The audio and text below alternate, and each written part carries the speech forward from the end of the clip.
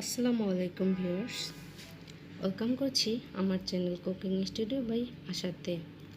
আশা করছি সবাই ভালো আছেন।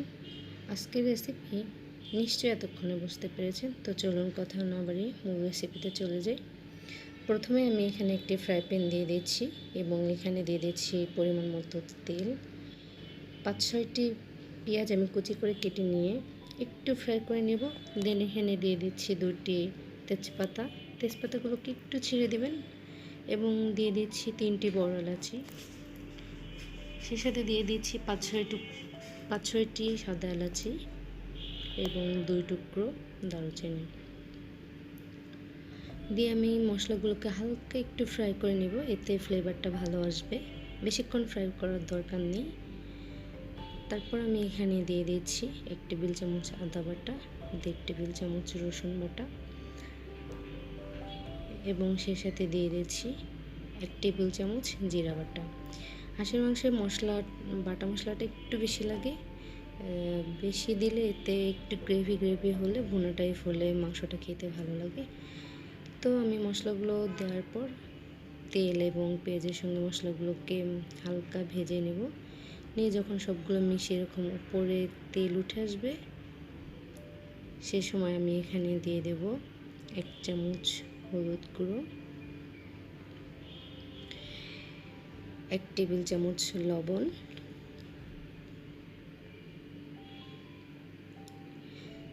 দিয়ে দিচ্ছি 1.5 টেবিল চামচ মরিচের গুঁড়া। আমার ফ্যামিলির সদস্য সংখ্যা খুবই কম, আমরা মাত্র 2 জন এবং আমরা ঝাল খেতে একটু বেশি লাইক করি, তাই আমি ঝালের পরিমাণটা একটু বাড়িয়ে দিয়েছি। আপনারা চাইলে আপনাদের স্বাদ অনুযায়ী দিতে পারেন। আবার আমি মশলাগুলোকে হালকা নেড়ে চেড়ে একটু কষিয়ে নেব। এখানে আমি অ্যাড করে দেব সামান্য একটু পানি।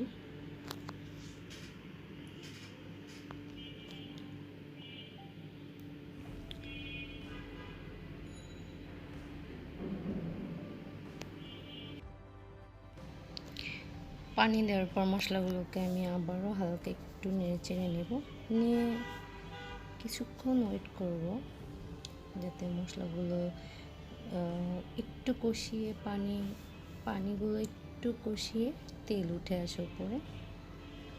তো এরপর আমি দেখতে পাচ্ছেন যে তেল উপরে উঠে এসেছে। এরপর আমি আগে থেকে খুব ভালো করে পরিষ্কার করে রাখা হাঁসের মাংসগুলো দিয়ে দিচ্ছি, দিয়ে আবারও আমি নেড়ে নিচ্ছি।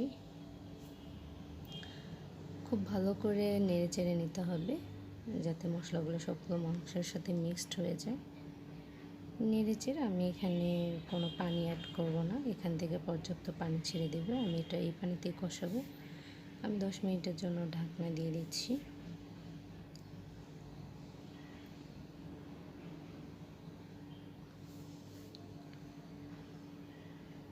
ফিরে আসলাম 10 মিনিট পর।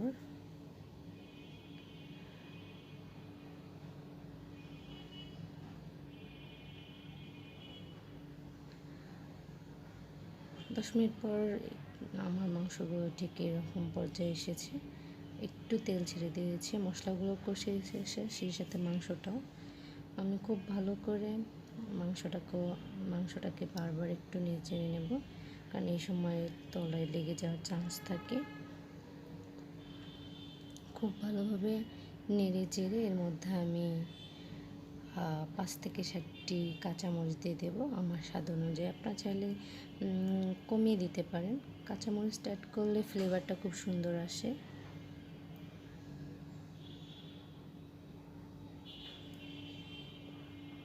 অ্যাড করে দেওয়ার পর আমি আবার একটু নেড়ে চেড়ে নেব। হাঁসের মাংসটা ঠিক খুব আস্তে আস্তে আপনারা যতক্ষণ কষাবেন তত এর স্বাদটা দ্বিগুণ বেড়ে যাবে।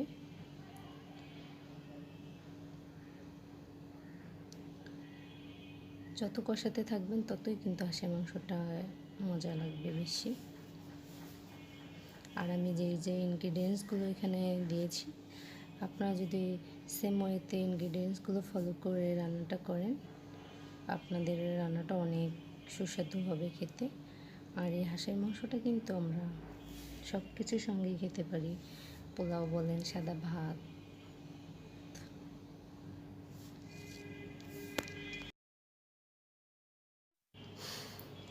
আমি আবারও মাংসটাকে 20 মিনিটের জন্য ঢাকা দিয়ে দেব। দিয়ে আমি মাঝখানে পানি অ্যাড করেছি। আমার ভিডিও থেকে কিছু অংশ ডিলিট হয়ে গেছে, এর জন্য আমি দুঃখিত। তো ফাইনালি আমার মাংসটা এরকম দেখতে হয়েছে, খুব লোভনীয়। তো আপনারা চাইলে যে কোনো কিছুর সাথে সার্ভ করতে পারেন।